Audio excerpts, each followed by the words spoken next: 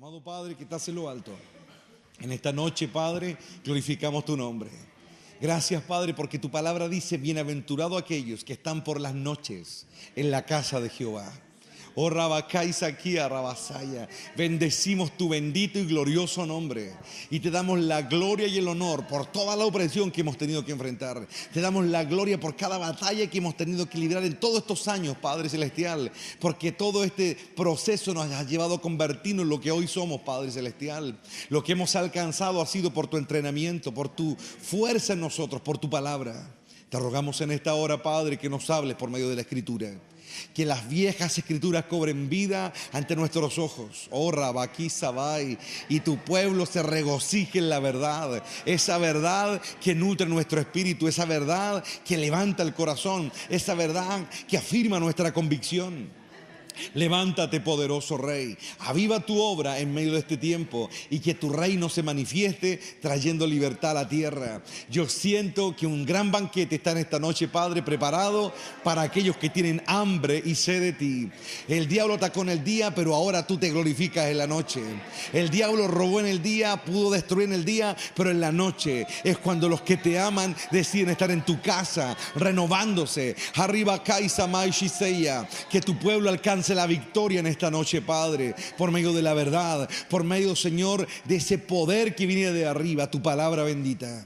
Yo me subo aquí no en mi fuerza sino en la tuya y te ruego que todo lo humano desaparezca para que solo el Espíritu Santo nos pueda ministrar a todos nosotros en esta noche, a los que están viendo por internet, a los que lo verán, aquellos que verán por la televisión, los infinidad de hogares que están todos los días oyendo tu palabra. Bendecimos cada hogar que ha abierto su corazón para recibir tu palabra. A ti sea la gloria, a ti sea la honra y el honor por toda la eternidad. Amén y amén.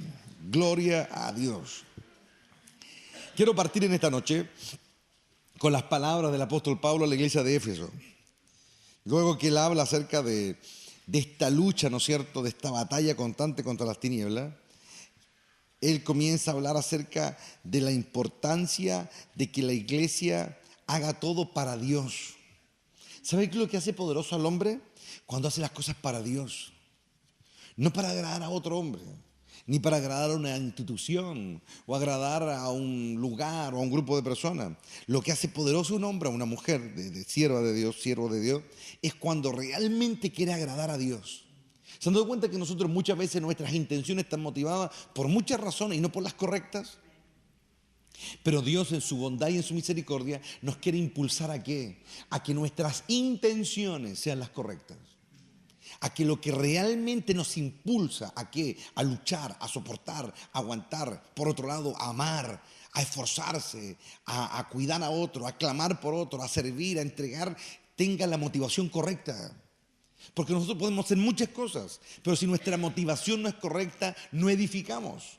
Todo lo que Dios hace en nuestra vida tiene un propósito: preparar nuestro corazón, limpiarlo, ordenarlo, sacar lo que está mal, sacar las ideas incorrectas, sacar la turbación, poner el deseo perfecto. Tiene que ver con la preparación, como dice el apóstol Pablo justamente en la carta a los Efesios también, para ser perfeccionados con un propósito, para ser una ayuda, ¿no es cierto?, a otros. ¿Me entienden o no? Nosotros no sabemos lo que realmente podemos llegar a hacer. No sabemos el camino que podemos estarle preparando quizá a uno de nuestros hijos para que hagan algo. Anoche fue penca hoy, pero las tinieblas me jotearon toda la noche. Dormí como 3 horas, no, pero así, opresión demoníaca, pero así, a otro nivel. Pero yo lo asumo. ¿Y por qué? Porque lo estoy pegando donde le duele, hermano. Si el enemigo yo no le hiciera daño, no se mete conmigo, ni con cualquier creyente. El diablo ataca a los que odian, a los que él odia, ¿me entienden? Y por ende ataca a los que aman a Dios. Anoche que me mostró a una niña, la primera que presenté al Señor. ¿Quién fue? Constanza Flores. La vi como de 15 años. La vi en un altar. Tomaba el micrófono y se ponía a ministrar la alabanza, pero ella no, ni siquiera alzaba la voz. Agarraba el micrófono así, y era un púlpito grande y comenzaba a adorar a Dios y la gloria de Dios se desataba, pero así era un río, emanaba. Y yo decía, y ni siquiera grita, decía nada. Ni siquiera hace los movimientos que hace el papá, nada. ella súper piola, ella agarraba el micrófono así nomás, se ganaba. Y empezaba a cantar, pero una presencia de Dios emanaba. La gente se ponía a llorar. Y yo miraba y era como que estaba en el futuro, porque tenía como 15, 16 más o menos. Yo la miraba y yo sabía que estaba soñando. Yo sabía que estaba soñando. Estoy en el futuro, decía yo. Y quería mirar bien todo, pero había tanta gente. Y la gente sabía, era tanta la presencia de Dios que yo a ella nunca la he escuchado cantar, la verdad las cosas. Nunca la he escuchado así cantar sola. Pero de pronto la escuché cantar y era tan glorioso. Yo siempre le he dicho, un sueño es una posibilidad. Pero hay posibilidades que dependen de nosotros que se cumplan. El esfuerzo vale la pena. Sí que vale la pena. Todo sacrificio vale la pena. Todo esfuerzo vale la pena. Abraham se sacrificó. Y hubo un día en que su nieto, Jacob, peleó por la bendición. Rabacay, Sarabasai. Oh, la gloria de Dios. Oh, y hasta aquí, él ya entró aquí, hermano. Ahora nos vamos a perder en la gloria. Oh, bendito Cordero. Sentí el pencazo al tiro, hermano. Oh, bendito Cordero. Lo menos, ¿no? Es el reino. Es el reino. ¿Saben ustedes que siempre Dios cambia nombre? Dios le cambió el nombre a Abraham. Él se llamaba Abraham. Dios le dijo, te vas a llamar Abraham. No más Abraham, Abraham. Dios cambia los nombres porque cambia la historia. Cuando Él le cambia el nombre a alguien es porque algo nuevo va a comenzar. Lo viejo queda atrás, le dice. El nombre viejo queda atrás, algo nuevo entra. Dios no fue a visitar la tienda de Abraham, Él fue a visitar la tienda de Abraham. Y eso es lo que Dios quiere que su pueblo entienda. Efesios capítulo 6, no lo busquen, versos 5 y 6 dice, esclavos, dice, obedezcan a sus amos terrenales con profundo respeto y temor, dice. Sírvanlos con sinceridad, tal, dice, como servirían a Cristo. Traten de agradarlos, dice, todo el tiempo. No solo cuando ellos observan, dice. Como esclavos de Cristo, hagan la voluntad de Dios con todo el corazón. Trabajen con entusiasmo, dice, como si lo hicieran para el Señor y no para la gente. Ese entusiasmo, en realidad la palabra original es un profundo amor. Está aludido a eso. Dice, recuerden que el Señor recompensará a cada uno de nosotros por el bien que hagamos, seamos esclavos o libres, dice. Y ustedes, amos, traten a sus esclavos de la misma manera. No los amenacen. Recuerden que ambos tienen el mismo amo en el cielo y Él no tiene favoritos, dice. Entonces, el énfasis que pone Pablo acá, ¿no es cierto?, es que lo hagan todo para Dios, dice. No para los hombres. Hagan todo para Dios, no para los hombres. Ahora acompáñenme a 2 de Samuel. Vamos a hablar de la vida de un hombre que alecciona mucho cuando uno ve su vida. 2 de Samuel capítulo 3.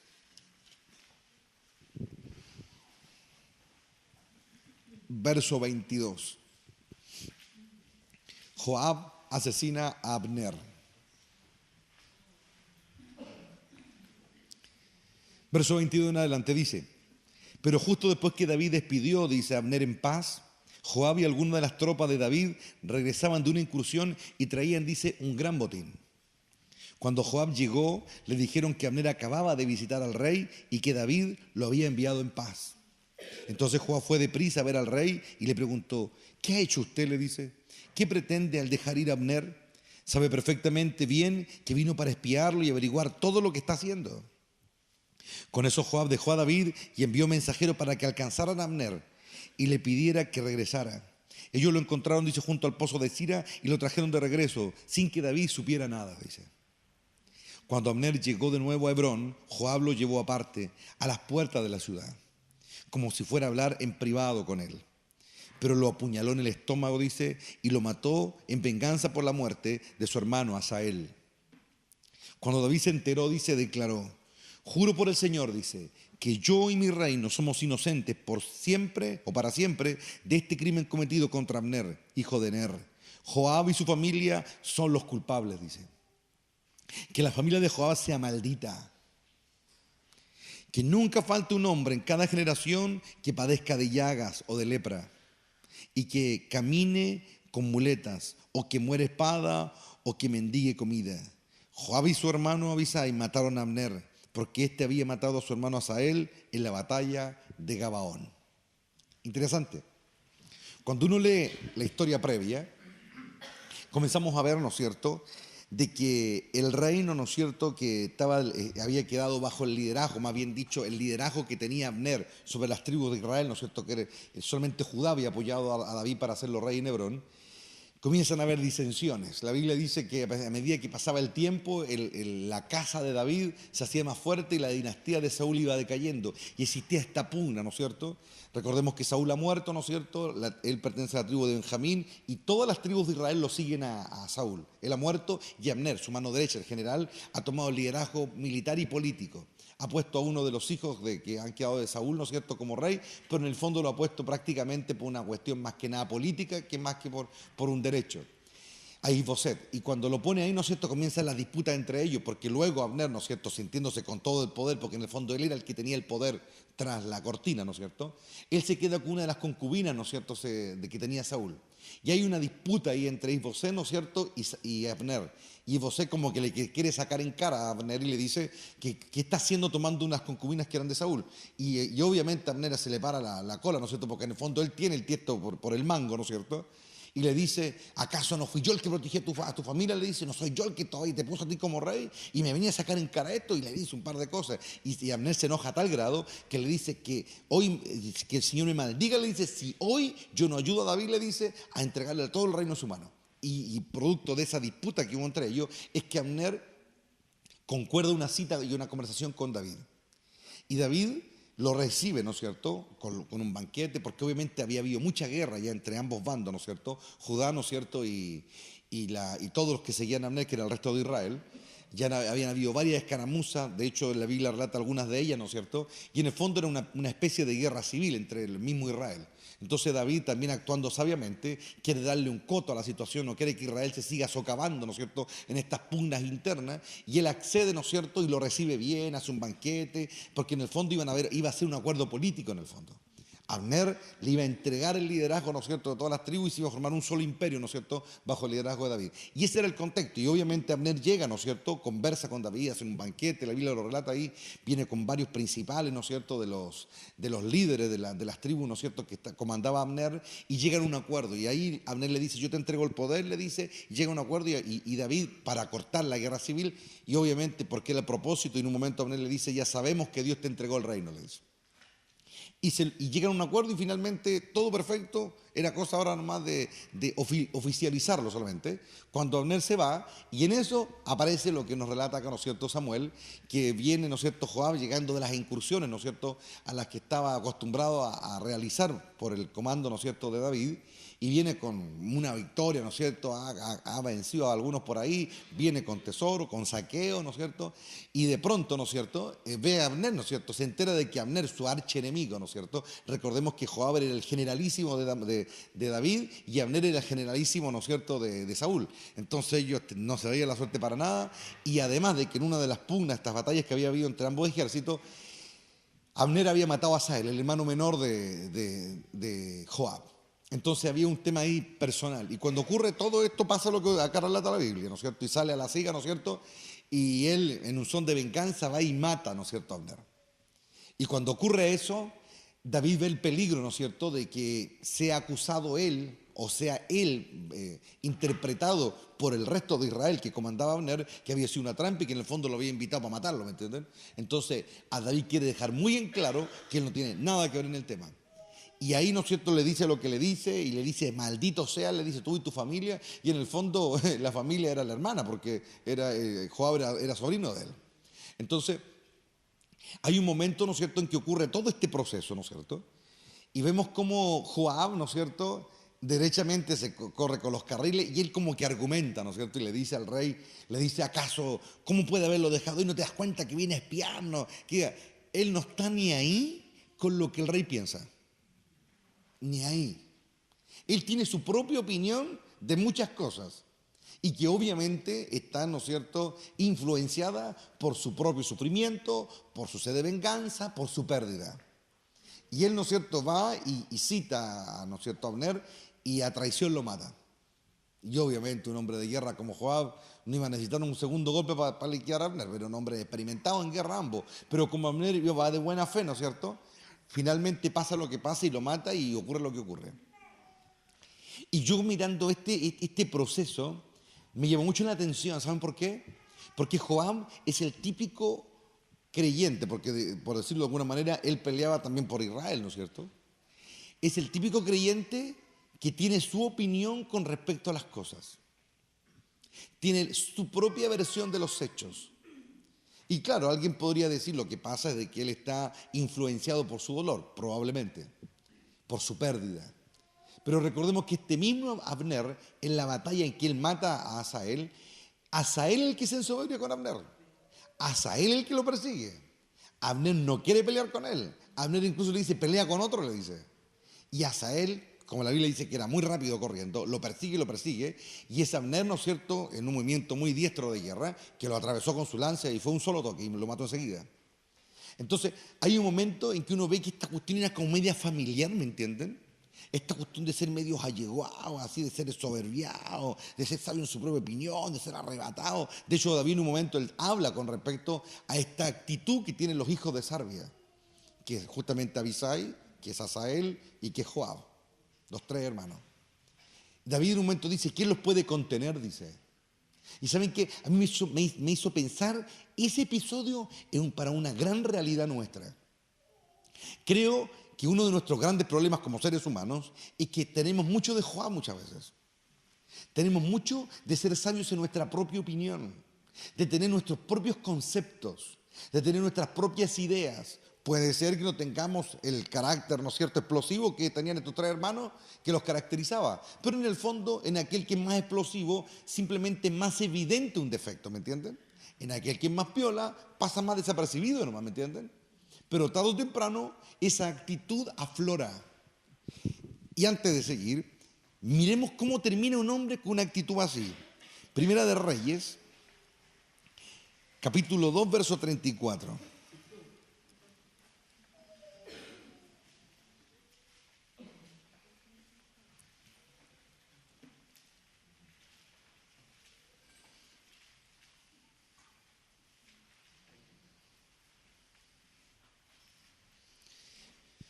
Leamos un poco más atrás, del 31. Haz lo que él pide, respondió el rey. Mátalo. Allí junto al altar y entiérralo. Así se borrará de la familia de mi padre la culpa de los asesinatos sin sentido que cometió Joab. El Señor le cobrará las muertes de dos hombres que eran más justos y mejores que él, ya que mi padre no sabía nada de las muertes de Abner, hijo de Ner, comandante del ejército de Israel, y de Amasa, hijo de Jeter, comandante del ejército de Judá. Que Joab y sus descendientes sean por siempre culpables de la sangre de ellos, y que el Señor conceda paz a David, a sus descendientes, y a su dinastía y a su trono para siempre. Entonces Benaya, hijo de Joída, volvió a la carpa sagrada, dice, y mató a Joab. Y fue enterrado junto a su casa en el desierto. Después el rey nombró comandante del ejército de Benaya en lugar de Joab y puso al sacerdote Sadoc en lugar de Abiatar. Es cuando se sucede el trono entre David y Salomón. Y ocurre lo que le pasa a todo aquel que tiene su propia versión de los hechos. Benaya era un extranjero. Benaya era un gentil. Había pertenecido a la guardia, él estaba a cargo de la guardia personal del rey David, un hombre ya anciano, ¿no es cierto?, de la misma época, por decirlo así, o de la misma generación de Joab. Salomón está ascendiendo al trono y mandan a Salomón como rey ungido. Él decreta la orden de su padre David, porque David le dice que él no baje en paz al Seol, le dice. Y lo van a buscar y Joab en su desesperación corre a esconderse en el altar. Entonces Benaya, cuando lo ve ahí, ¿no es cierto?, frente al altar, no va a matar a un ser humano ahí frente a Dios, ¿me entienden? Entonces él vuelve a preguntarle al rey, está ahí, le dice, agarrado del altar, ¿qué hago? Y Salomón confirma la orden que dio su padre, anda y mátalo y entiérralo, le dijo. Y ese es el triste final de alguien que lideró el ejército más grande que ha tenido Israel. El generalísimo de David. Un hombre que tuvo en su momento tanto poder, alcanzó tantas victorias, sometió a ejércitos impresionantes, peleó como un león por Israel. Fue el brazo derecho del rey David y termina asesinado ahí en la presencia de Dios, y como lo he dicho en otras ocasiones, Dios no movió ni un solo dedo para salvarlo. Entonces, yo me pregunto algo. toda una vida esforzándose, sacrificándose, arriesgando la vida, luchando, que es más probable que muchas heridas, muchas batallas salió muy herido, ¿no es cierto?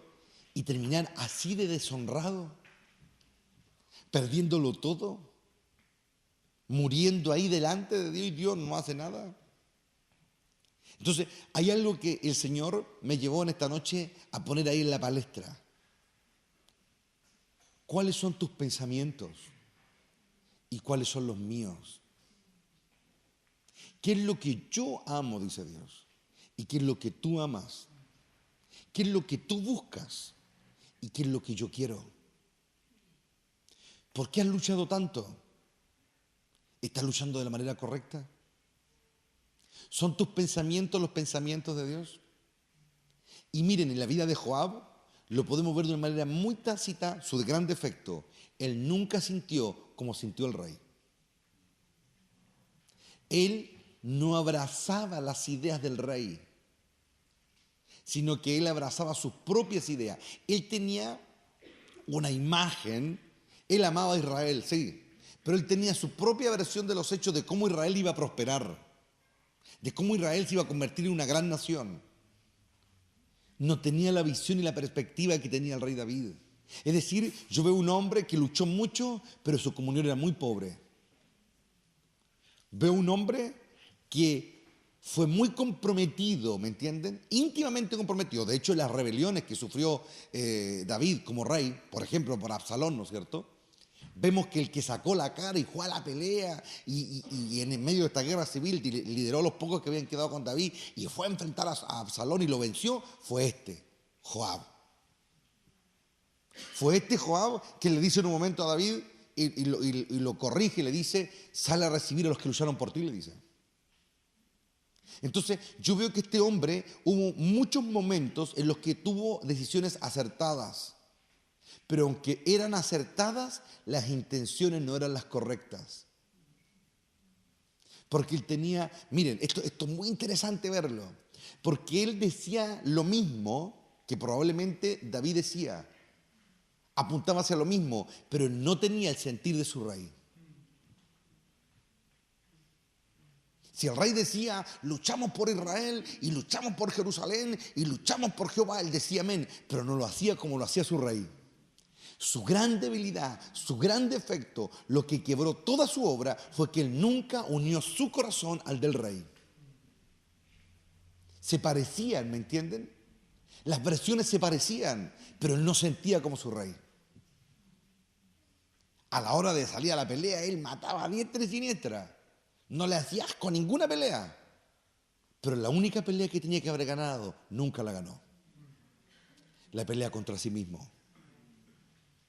Derrotó grandes ejércitos. Hay momentos en que realmente Joab fue el héroe del día. Cuando, por ejemplo, Ben-Hadad vino con los sirios, ¿no es cierto? Y venía una gente impresionante que rodearon el ejército de Israel. Y él divide el ejército con su hermano y le dice, tú ataca para allá y tú para acá, porque los rodeaban, ¿no es cierto? Y esfuérzate. Y vemos que hubo un momento en que el hombre realmente era juzgado por su posición. Por eso se ganó la posición de general. Era un hombre que se la jugaba.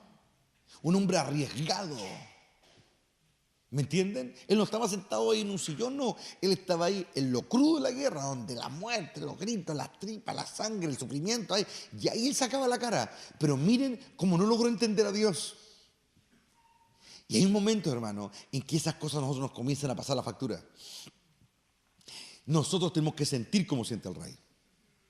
Tenemos que, es lo que Pablo de alguna manera le trata de decir a la iglesia primitiva. Le dice que haya en vosotros el mismo sentir, dice, que hubo en Cristo. El mismo, no uno parecido, el mismo. Y si es el mismo sentir, van a ser los mismos frutos. Si es el mismo sentir, va a ser la misma consecuencia. Muchas veces nosotros nos motivamos mucho en hacer cosas o nos esforzamos mucho y le ponemos mucho pino a algunas circunstancias, pero lo hacemos de acuerdo a nuestras percepciones, lo hacemos de acuerdo a nuestra cosmovisión, lo hacemos de acuerdo a nuestro gusto, lo que yo creo que está bien.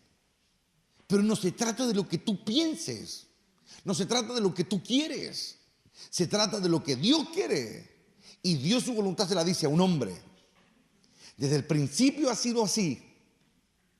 vemos a un Moisés, vemos a un David, vemos a un profeta, vemos a reyes, vemos a Abraham, vemos que es cosa de ver.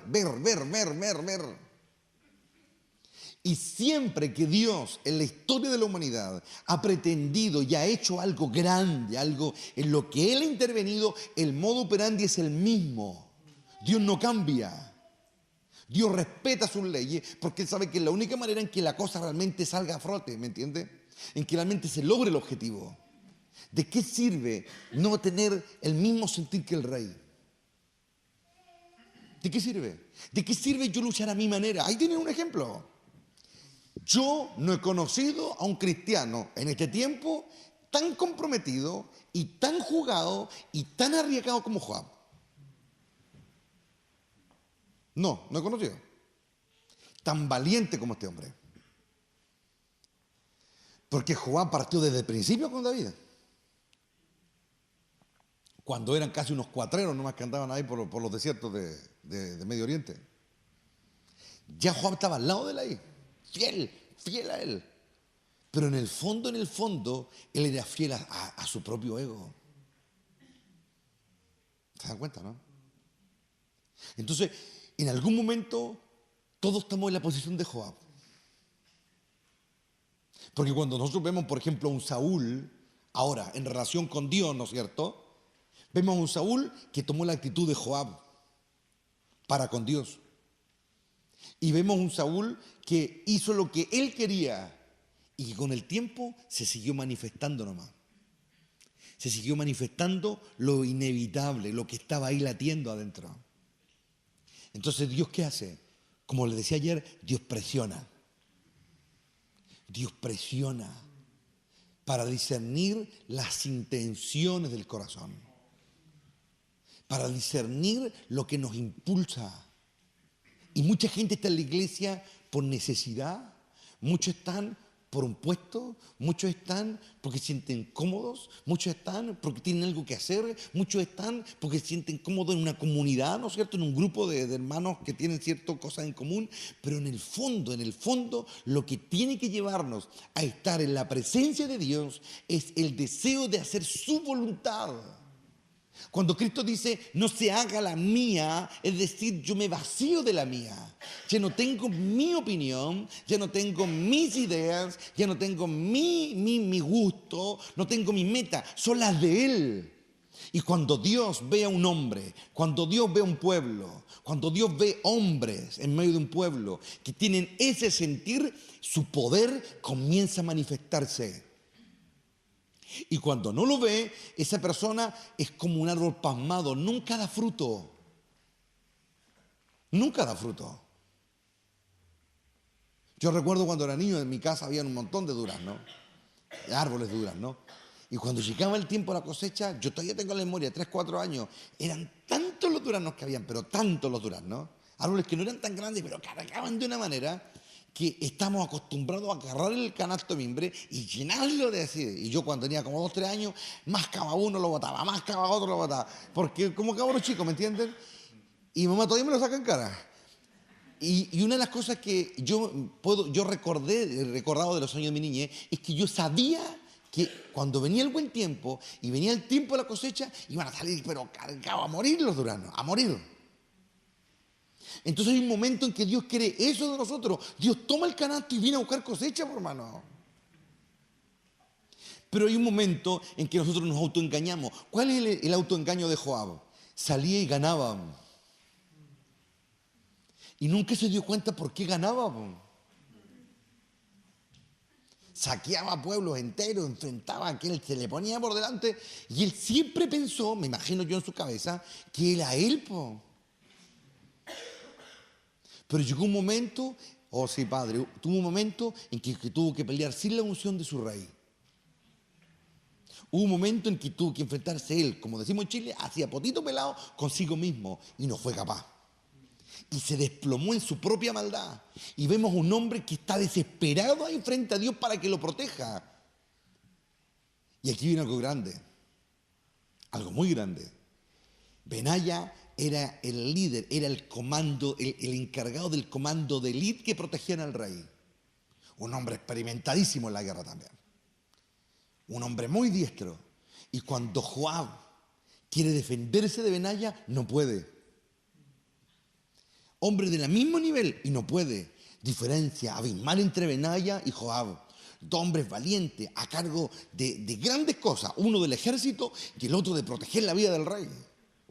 Porque en las guerras que habían en la antigüedad, un ejército se enfrentaba con otro y la clave era cazar al otro rey. Porque si mataban al rey, desplomaban el ejército. Entonces, en este caso, cada ejército buscaba a sus mejores soldados para ir por el rey. Y el otro previamente igual. Pero ambos ejércitos también ponían a los mejores para defender al rey. A los más bravos, a los más hábiles, alrededor a los más fieles. Y el encargado toda la vida de proteger a David fue Benaya. Lo protegió siempre, siempre. De hecho, cuando Sadoc va para desmantelar el consejo de Absalón y de Aitofel, él habla de esos leones, los leones que lideraba Benaya. Le dice, nadie puede enfrentar a esos leones, le dice. Es decir, a los mejores. Y cuando en un momento se enfrentan los dos, vemos a uno que era fiel al rey. Y vemos a otro que siguió sus propios deseos. Y en un momento Dios los puso de frente. Y Joab, el hombre tan valiente, el hombre tan chorro, se vio totalmente desarmado ante Benaya y trató de pedirle socorro a Dios. Y Dios le dijo, yo a ti no te conozco. Yo a ti no te conozco. Porque te di toda una vida para cambiar.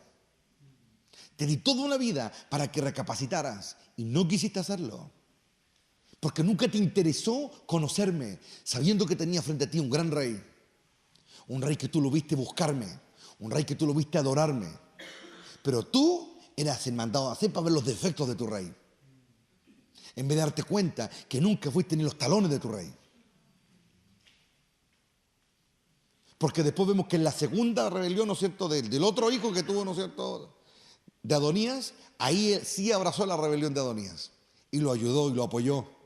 Entonces comenzamos a ver la degradación de un hombre que partió con pequeñas cosas, esas pequeñas cosas que a él le gustaban hacer. Y a medida que pasaba el tiempo, era más manifiesto su propia intención. Y Dios lo permitía todo. Porque cuando yo veo la historia del rey David, veo cómo Dios, a medida que el tiempo transcurría, se iban manifestando los que amaban al rey. Se iban manifestando los que no eran tierra de nadie y se iban manifestando aquellos como Joab y muchos otros que tenían su propia versión de los hechos. ¿Dónde terminó su fuerza? En nada. Pero ¿dónde terminó la fuerza de los que amaban a Dios? ¿Dónde terminó la fuerza de los que amaban al rey? Porque amar al rey era amar la elección de Dios. Porque muchas veces la elección de Dios a ti te trae sufrimiento, ¿no? Como muchas veces el rey que Dios escoge te trae sufrimiento. Porque nosotros tendemos a amar todo aquello que a nosotros nos hace sentir placer. Tendemos a aceptar todo aquello que a nosotros nos hace sentir bien.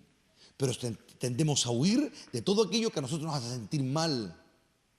Y cuando se nos increpa, aflorece todo lo malo de nuestro interior.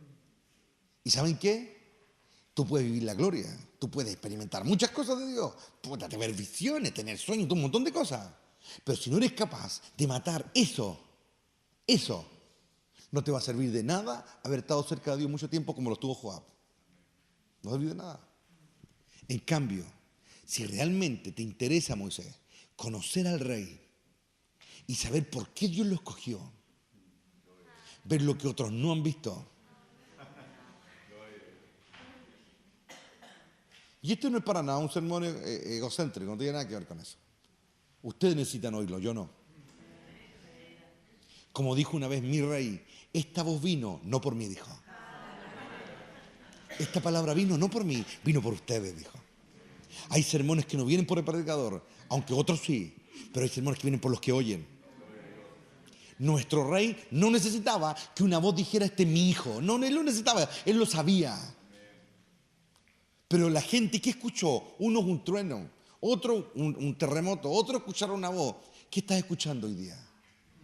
¿Un viento? El viento no te dice nada. ¿Estás escuchando un trueno? Es un ruido grande nomás. Tienes que escuchar al cielo. Porque si tú escuchas al cielo, tú ganas, no yo. No gana el del lado, tú ganas. Benaya escuchó al cielo hablar. Porque hubo un hombre en los tiempos del rey David que a pesar de todo daban la vida por ese hombre. Porque ellos escucharon al cielo. El cielo les decía, él es la clave de todo este cuento. Y cuando los malignos enviaban a gigantes para matar a David, gigantes a matar a David, salían a defenderlo y decían: tú vales por 10.000 de nosotros, porque están yendo al cielo. Y eso se volvía su salvación, se volvía su fortaleza, se volvía su fuerza. De ahí la fuerza descomunal que sacaban salía del espíritu que Dios les daba a ellos. ¿O no? ¿Lo pueden ver o no? El reino de los cielos sufre violencia. Es la violencia de discernir si un trueno, si un viento o lo que Dios está hablando. ¿Saben qué? Joab vio los truenos, veía cómo Dios hacía cosas grandes, pero no podía entender lo que pasaba. No podía entender por qué caían sus enemigos. No podía entenderlo. No podía, nunca pudo. ¿Se dan cuenta, no? Estuvo toda una vida ahí frente a un gran hombre. Quizás el rey, bueno, de hecho, el rey más grande que existió en Israel después de Cristo. Lo tuvo al frente, y no aprendió nada. ¿Lo ven o no? Lo mismo pasó con el rey de reyes. Hubo gente que lo tuvo al frente. Oyeron sus palabras como la que ningún hombre jamás ha logrado pronunciar en esta tierra y no lo valoraron. Nunca se dieron cuenta quién era. Aún sus propios discípulos, él les decía: si supieran quién soy, si supieran dónde estuve primero, si lo supieran. Tu debilidad es equivalente a tu ignorancia. Y tu fuerza es equivalente a tu conocimiento. Y por eso Dios le dice a unos profetas, a unos sacerdotes: porque tú desechaste el conocimiento de Dios, yo te echo del sacerdocio. Porque no quisiste oír lo que yo estaba hablando. Pero bienaventurado aquel que oye. Porque hubo algunos que decían de nuestro rey: una voz le habló. Escucharon una voz. Oh, Rabbi Sakai. Escucharon la voz. Escucharon: este es mi hijo. Lo escucharon. Por algo escucharon. Muchos escuchan puro murmullo nomás, jamás escuchan nada claro. Pero bienaventurado aquel que oye claramente. Juan nunca escuchó claramente, nunca. Pero Natán sí escuchó claramente. Benaya sí escuchó claramente. Eleazar escuchó claramente. Natán escuchó claramente. Samuel escuchó claramente. Los valientes escuchaban claramente. Por eso eran más que victorias contra humanos. Lo que los coronó de honra fue que fueron llenos de Dios. Oh, Ramay Saquía. Esta palabra es clave, hermano, es clave. Es clave. Es la raíz de tu fuerza. Es la raíz de tu fuerza. Como la mía es saber que mi rey es el heredero de Dios. Esto dice la raíz de David. Oh, Ramay Sakari Basaya, es la gloria de Dios. Esta es tu fuerza. Si te falta fuerza, ahí está tu fuerza. Si te falta autoridad, ahí está tu autoridad. Ahí está tu gran fuerza. Los que son derrotados por el maligno son los que nunca encontraron esa verdad. Solo escuchaban ruidos nomás, escuchaban temblores, escuchaban truenos, pero nunca una palabra. Juan nunca aprendió nada. Benaya sí. Benaya envejeció protegiendo al rey. Oh, Rabbi Saquem. Y como su misión era proteger al rey, nunca se debilitó. Oh, Rabbi Sakori, Bai Shisabanai. ¿Lo pueden ver o no? En la gloria, cuando le pedimos a Dios que venga tu reino a la tierra, es que venga toda la copia de allá arriba acá abajo. Como es arriba, que sea en los cielos. Como es arriba, perdón, que sea en la tierra. Que así se haga. Dios les dio un ejemplo y muchos no quisieron entrar en ese reino. Pero hubieron muchos que sí quisieron entrar. Que sí entendieron lo que estaba pasando. Que sí vieron. Y la fuerza descomunal de Dios se desataba. Oh, Ramay Saquí Asai. Joab venció muchas batallas, pero lo hizo en su fuerza. Pero hubieron algunos que tuvieron la fuerza descomunal para matar a 800 un día. Eso ya no es fuerza humana, hermano. Esa ya no es fuerza terrenal. Esas son las fuerzas del Espíritu. Ellos oían lo que Dios le dijo a Nehemías muchos siglos después. No es con espada, no es con ejército, no es con fuerza, sino con mi espíritu. Es con mi espíritu. Y cuando yo oigo con mi espíritu, de mi interior comienza a fluir. Jesús dijo: el que cree en mí, dijo, de su interior van a correr ríos de aguas vivas. De su interior va a salir la fuerza que los hará correr sin parar. De su interior van a salir las alabanzas que los pondrán en alto otra vez. Nadie será fuerte en su propia fuerza. Nadie. Dichoso aquel que entiende esto. Si tú sientes que hay cosas que todavía no te puedes fortalecer, es por eso.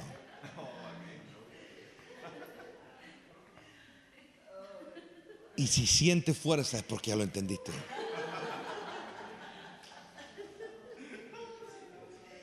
Dios siempre le pedirá eso a los que están hacia abajo.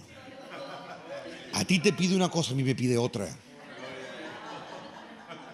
Yo debo creer en el Rey que está sobre mí. Y debo ir traerla como dé lugar. Debo crecer su siervo hacia como dé lugar. Simplemente obedecer al Rey que tengo encima. Y Él sabe que puede contar conmigo. Porque Él me salvó muchas veces.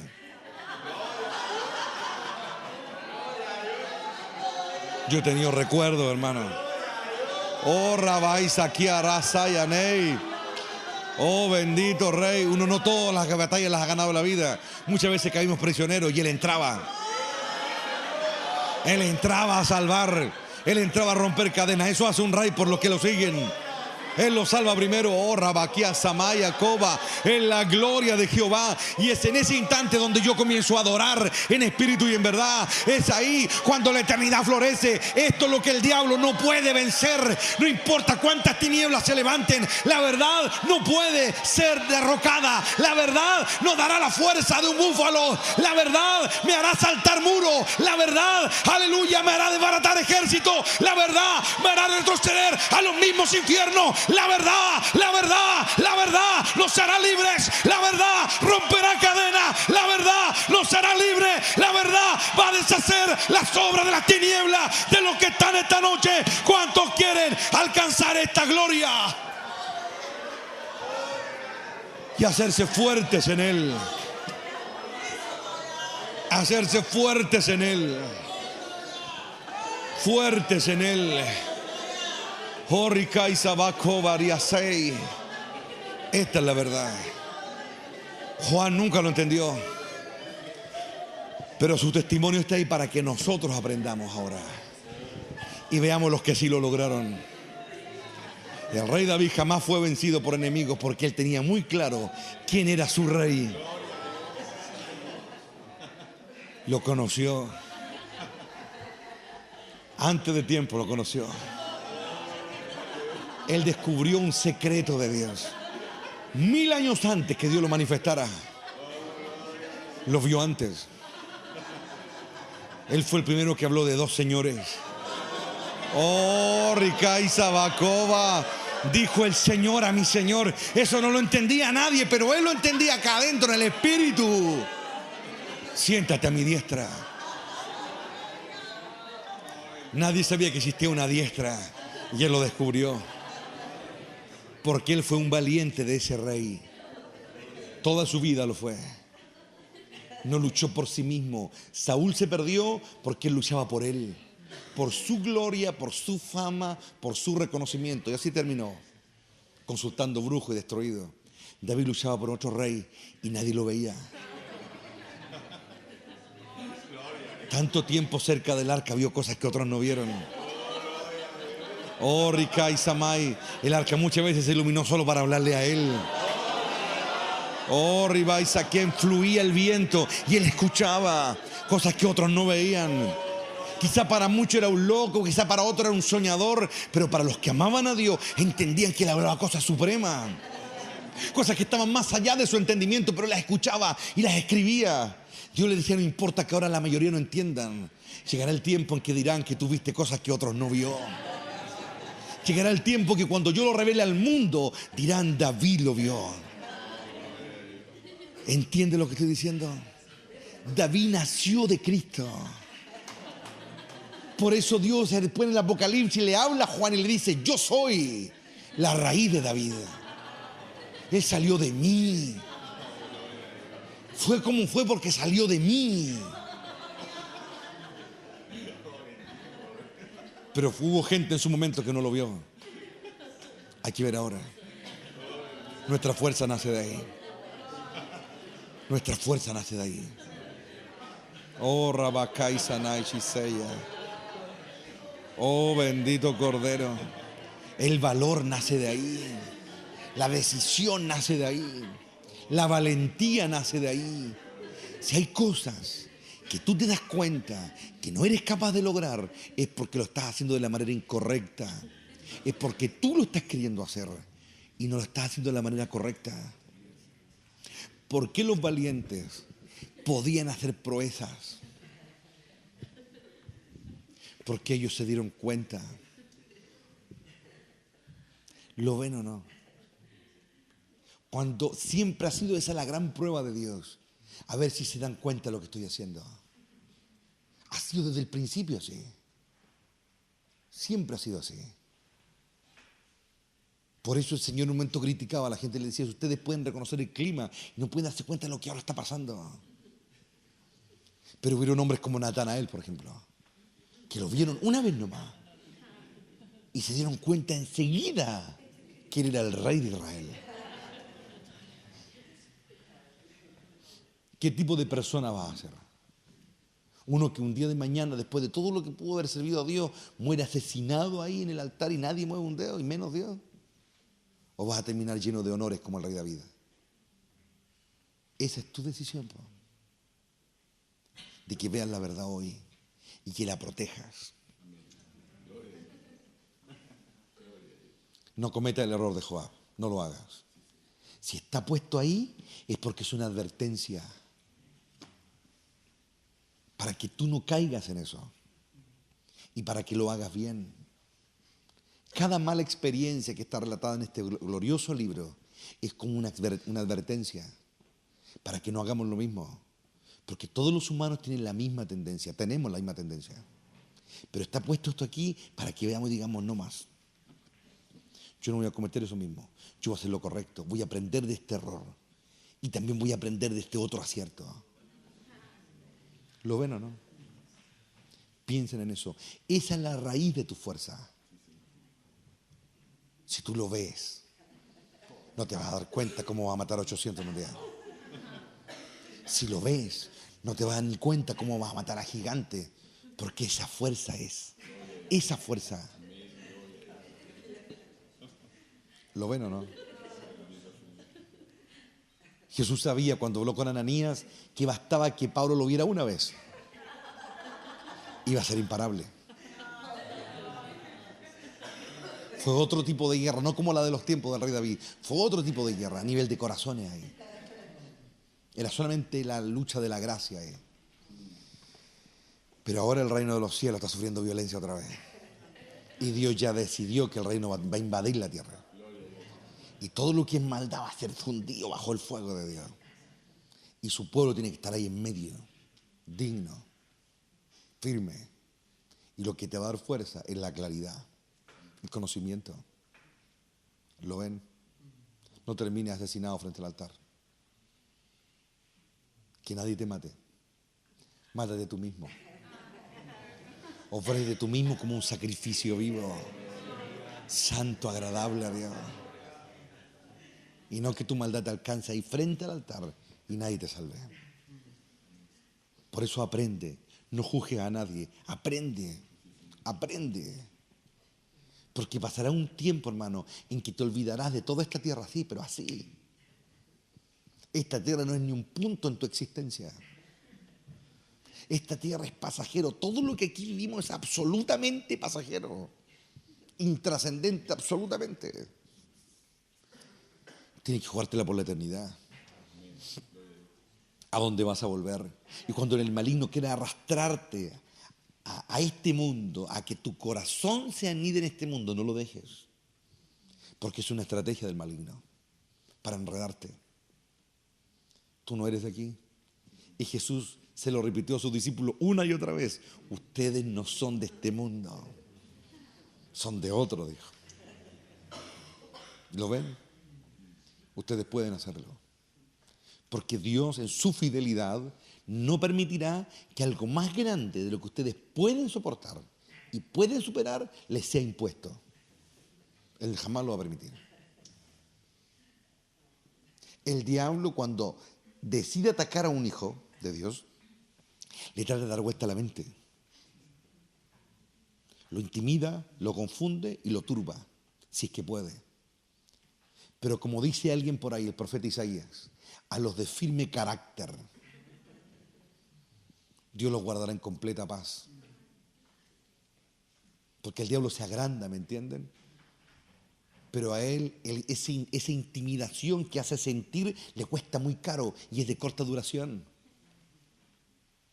La intimidación del diablo no puede durar mucho tiempo, se cansa.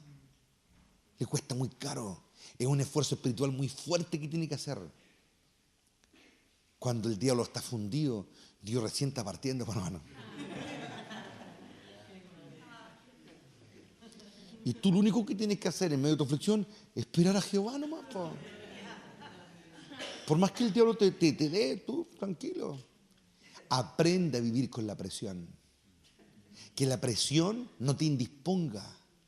Que la presión no te confunda. Tú tranquilo. Serenidad. Paz. Y cuando el diablo vea que ya estás en paz y que por más que te ladra y tú estás incólume, se va porque le cuesta muy caro. Porque el rey de la paz llega a aquel que retiene la paz. Y cuando Dios entra, el otro arranca, hermano. Pero Dios lo permite. Tú ya sabes por qué. Entonces tengamos paz. Y cuando el diablo se levante, que lo haga. Cada incursión le cuesta muy caro. Muy caro. Pero Dios no se agota nunca. Lo bueno, ¿no? Piensen en eso. Mente clara y corazón claro. Y recuerden cuáles son tus intenciones. ¿Por qué luchas? Piénsalo. No es solo salir a luchar, es por qué luchas. ¿Lo ven? No es solo gritar, sí, es por qué estás gritando. ¿Lo ven? ¿Ven que esto es mejor que hablar de lengua, no? Esto es mejor. Yo sé lo que te digo. Porque esto le da valor a tu alma. Las lenguas no. Esto sí. Lo otro es como ir a comer a un restaurante rico y después volver a tu casa, no, hermano. Pero cuando tú aprendes a hablar bien, ya no necesitas ir a un restaurante a comer rico. Comes bien en tu casa. Y comes cuando tú quieres. Y compras cuando tú quieres. Eso es enriquecer el corazón. ¿Lo ven o no? Que el Espíritu llenos de otras cosas más sublimes. ¿Lo ven? Y si Él nos quiere dar momentos espirituales gloriosos, bien recibidos sean. Lo festejamos y lo celebramos. Pero tú ya sabes que tu fuerza no está ahí. Tu fuerza está en la verdad. A veces el Espíritu despierta porque viene una ventolera fuerte, no, hermano. Pero hay otros momentos en que el Espíritu despierta porque el alma se regocija en la verdad. Y ese es otro mover. Hoy día estamos en una clase y descubrí algo glorioso. Algo que tiene que ver con la cloración del agua. Yo siempre pensé de que el cloro se le ponía al agua para matar bacterias y cosas. Y yo me di cuenta que nunca fue así, hermano. Y me di cuenta que la verdad te hará libre. Un día unos profesores un buen profesor que tenemos ahí en el instituto, un viejito, dijo, único que el cloro hace, dice, es liberar el oxígeno que está en el agua. Activa la molécula del H2O, libera el oxígeno, y el oxígeno es el que destruye las bacterias, no el cloro.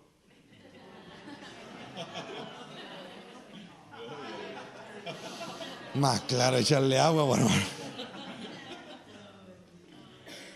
El cloro no hace nada. Lo que mata la bacteria y todo lo que puede ser nocivo en el agua es la liberación del oxígeno.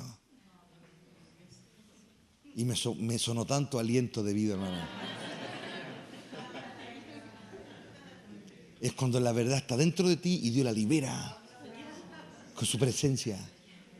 Y la verdad te invade. Y la verdad sale de tu interior y comienza a acabar con toda la turbación y toda la basura que puede el diablo haberte lanzado en un momento. Todo lo que te tenía enfermo, te tenía aplastado, te tenía ignorante. Cuando viene el Espíritu, sopla y libera el oxígeno. Y es un cuento glorioso, hermano.